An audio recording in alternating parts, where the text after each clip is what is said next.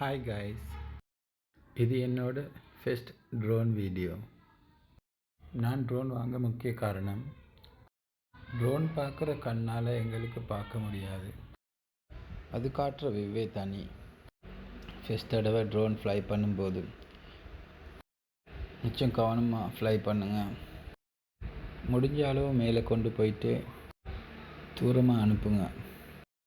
Drone fly பண்ணும்போது கண்டிப்பாக உங்களோட கண்களை ட்ரோன் மேலேயே வச்சுக்கோங்க.